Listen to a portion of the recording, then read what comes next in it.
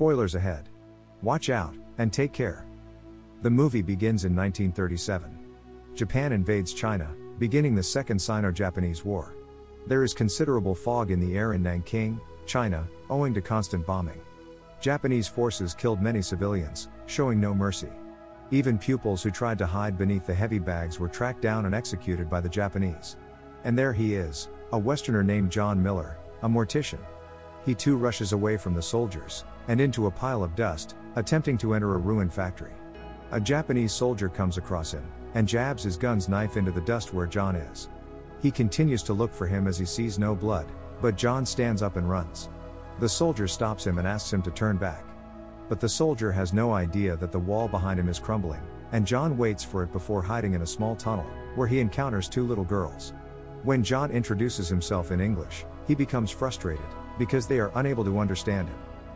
He inquires about the location of the Winchester Cathedral, since he needs to bury Father Engelmann. One of the students speaks out, and claims to be from the convent. Chinese soldiers, on the other side, are also safeguarding their people. They hide by employing a sniper, and kill Japanese soldiers who try to chase fleeing Chinese citizens.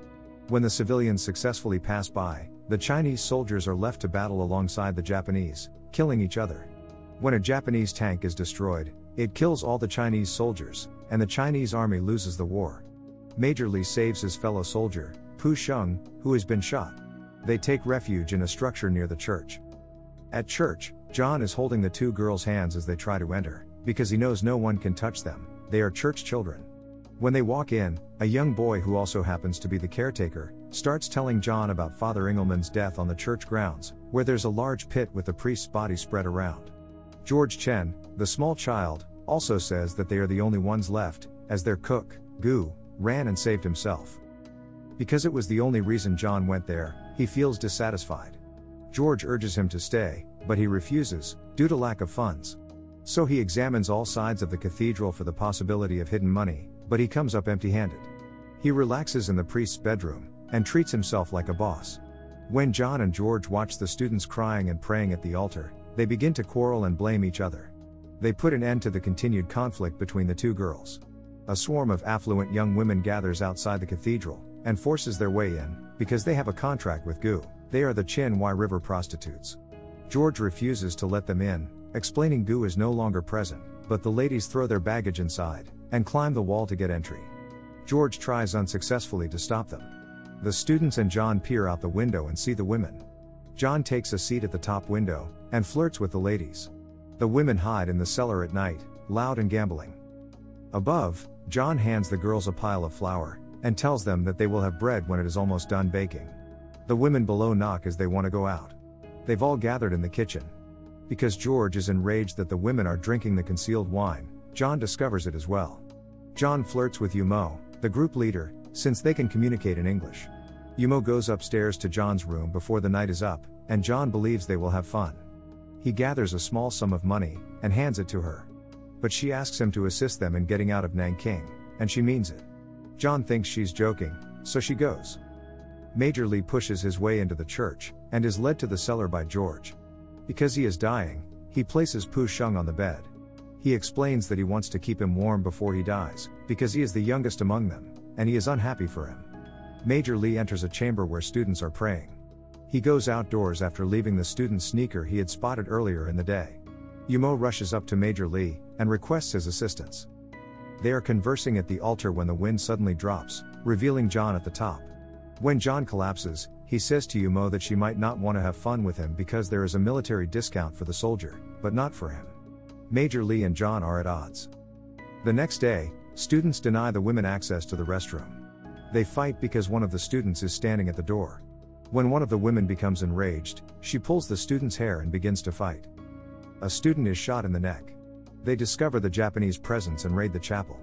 All of them begin to flee, the women to the cellar. When the Japanese apprehend the girls, they flee upstairs rather than to the cellar.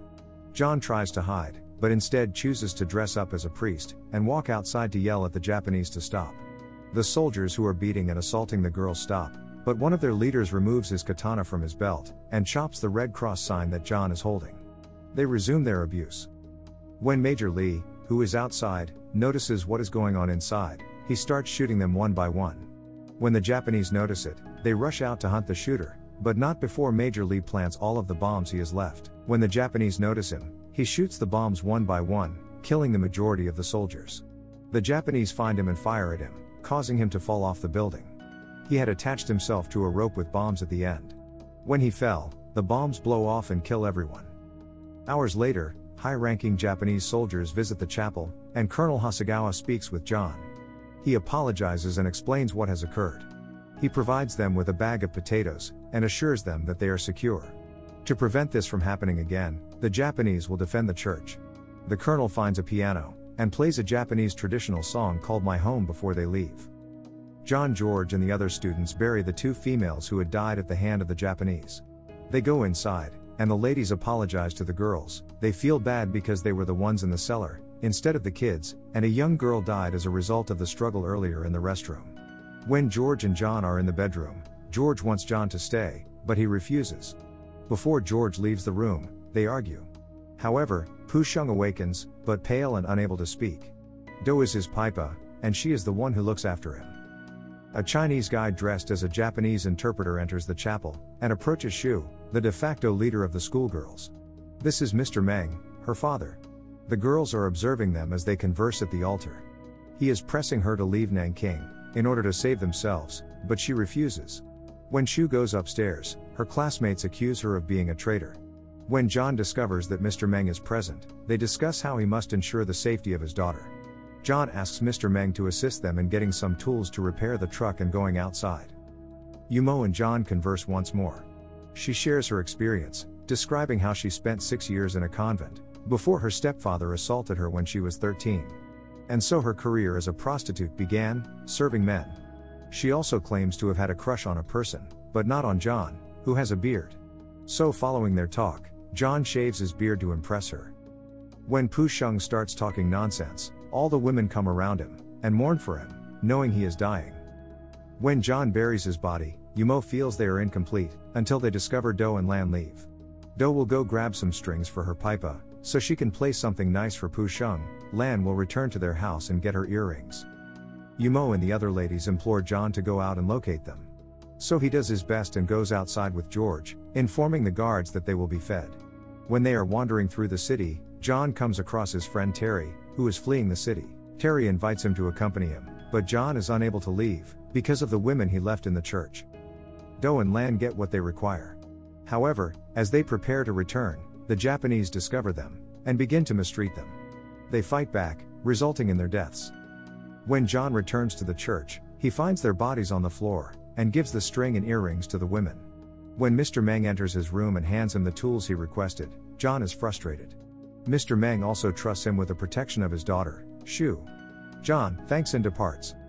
At the altar, the students perform for Colonel Hasegawa, who informs them that he is inviting them to a ceremony the next day. John initially refuses, since he knows they will invite these girls to kill or misuse them there. Colonel Hasegawa is unable to protect the girls, because it is an order from higher up.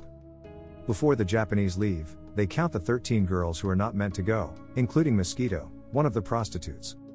Shu instructs the other students to leap off the building and kill themselves. However, the women and John are able to stop them, and Yumo declares that they will be replaced instead. The women assemble in the cellar to discuss their choices. Yumo claims they are still alive, thanks to the girls and the nuns, and it is now their turn to repay. It will be easy for them, because it is what they do for a living. Finally, they all agree, and ask John for one more helping hand. The students give the women their uniforms to wear, but they fix them with curtains, as they are too big for them. John and George are repairing the truck, hammering plywood to make a box for the wines they'll be using. Back in the cellar, the women and students are crying to each other, saying their final goodbyes, and making their last wills and testaments. They embrace them, and promise they will be secure. The women begin to sing their traditional song, Chin Wai River View, as if it were their last. Yumo's makeup and hair are done by John, using his skills as a mortician, and they kiss and cuddle. When they return to the cellar, John transforms all of the remaining women, making them appear like schoolgirls. When the women wake up, they are all cheerful, and George counts them. There are only 12 of them. So he gives himself up, and John also builds a wig for him. They smash a piece of glass, and hide the sharp portions in their cloaks, as weapons against the Japanese. The Japanese arrive the next morning, The 13 flowers of Nanking are led away. Mr. Meng wills himself to see his daughter, but all he sees are other girls. When Mosquito's turn comes, she informs the guards that she is not a student. Fortunately, the Japanese don't understand her. After they depart, John rushes inside, and the soldier shoots Mr. Meng. John collects all of the pupils in the back of the truck he repaired, lying down, with the wine from the cellar above them. They take off, but are stopped by the Japanese. Fortunately, Mr. Meng granted them a single-person permit. The Japanese investigate their truck, and John offers them a box of wine in exchange for letting him pass. He drives on a deserted highway, heading west, as the girls accompany him on his journey to Nanking. The fate of the 13 flowers remains unknown. The end. Thank you for watching. Subscribe if you'd like to see more videos like this. Turn on the notifications, and leave a like to help the channel out.